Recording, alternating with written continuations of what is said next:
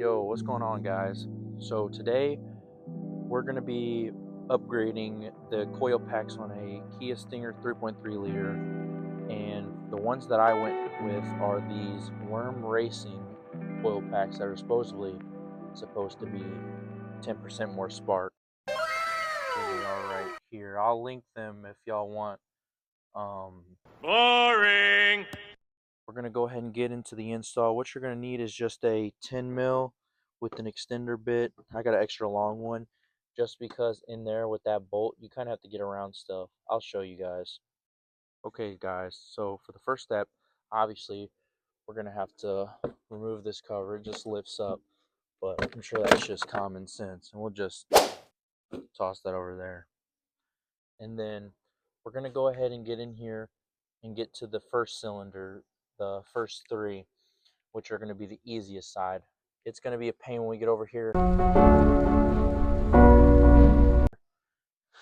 Trust me. So we got one bolt here, another bolt right here, right behind that wire, and then another one right here. And then these tabs, on these gray little tabs right here, they just pull back. I'll show you guys here in a second. So let's get ahead and get to removing them. Okay, as you can see, that first bolt is removed. So let's go ahead and remove the rest of them. 3 bolts removed, one, the other one over here. You can see it right there. It's going to be right about here. And there's your third one. Now, for these pull tabs, what you're going to do is this gray just kind of slides back here, right here. And then you just press down and remove like so. And then to go ahead and remove the coil pack itself, you're just going to very lightly just wiggle them, grab. There's a lot of wires here. I'm going to remove this one too, this coil pack. Move the plug. Get some more space in here. I'm not too worried about if these separate, because these are 2-part plugs. So this body disconnects from it. So I mean, you could easily put it back on, but I'm switching to the one body ones. So now that we got one out, we'll get the rest of them out. Okay, all 3 are out. And then we just do the same order, but in reverse. Put them back in. It doesn't matter which order you put them in. They're all the same. But it does matter what plug order you put them in. This one right here with the blue tape will be for this cylinder. This one is for this one right here. Or this one is for this one. This one is for this one. So the blue one is for that middle one. This one is for that top one, and then that back one. I mean, you can't really mess that up. Okay, here are the 3 new spark plugs, and this is what they look like, and I'll show you once I get them installed. Here it is, going back in. You don't want to tighten it too tight, but you know, once you get it on there tight, just give it a little resistance to. Boring. She's getting a little bit stiffer. Just give her one turn. Should be good. And then one advice I will give you is going ahead and putting that second one in first before you plugging it up. You can bolt that one, but plugging them up, that wire kind of blocks it. So I would advise doing that, and then you can go ahead and get that one, and then the back one will go in. All right, last one going in here. Get it a little tighten.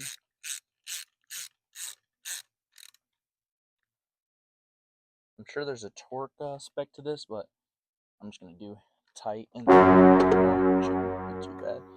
I'm gonna go ahead and get that last clip in. Hear that click? Move the pin back, and there you go. That's your first side done. Now, for the treacherous side. Then after I change that side, I'm going to go ahead and start her up just to make sure that she's running. And she seems to be holding everything all right. So we'll get to that next side. Okay, for this next step, I highly recommend, it's a little bit easier to get in there with a smaller socket set.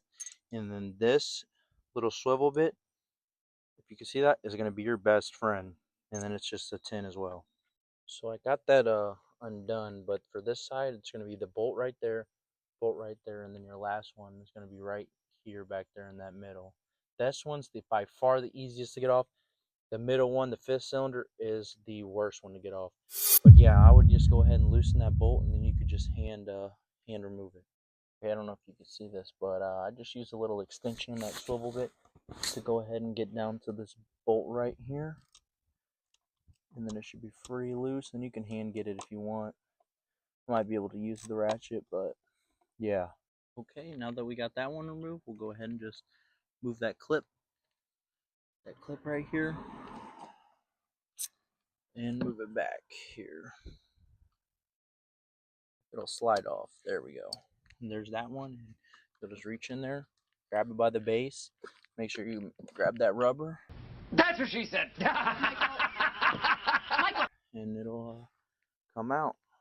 We got this one unplugged, and we just got to get that middle one. I'll get back when I remove this this one. I should be able to just grab it one hand here, and it's a little bit tricky. Hold on.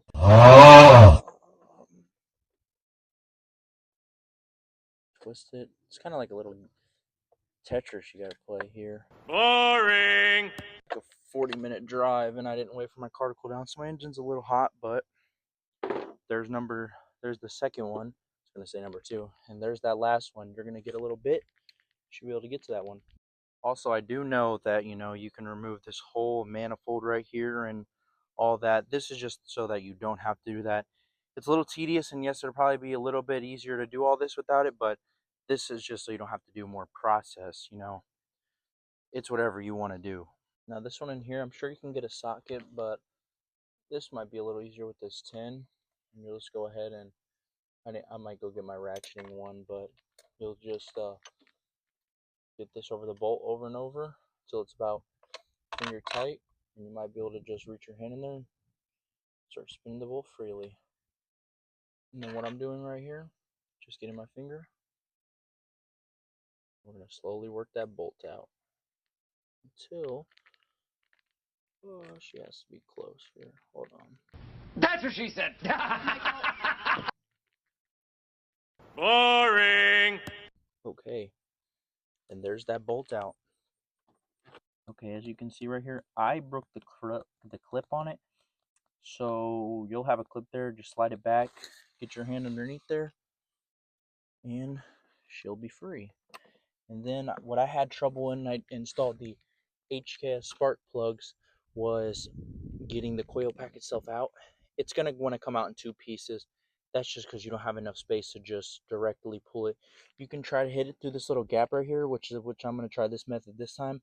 But if it goes into 2 pieces, that's fine because you're replacing it anyway. But if you want to, but if you're just replacing your spark plugs and they go into 2 pieces, it'll be okay because they can break into 2 pieces. Well, it looks like I'm going to get this one in 1 piece this time, and it's just going to kind of wiggle out.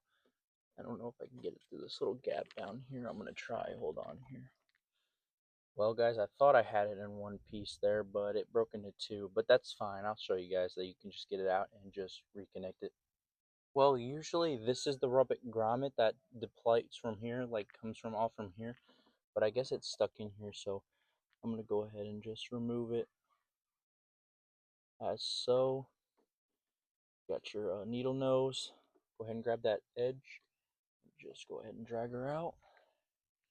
And here here's this one. And then I'll just show you guys real quick. I'm going to get the camera here. I'll show you guys real quick that this right here, you could just go ahead and reattach, and you're good to go. So don't worry if it comes out in 2 pieces. Honestly, sometimes that's the easiest. It comes out in 2 pieces, but yeah, now we got these 3, and we'll just do that same order, just in reverse.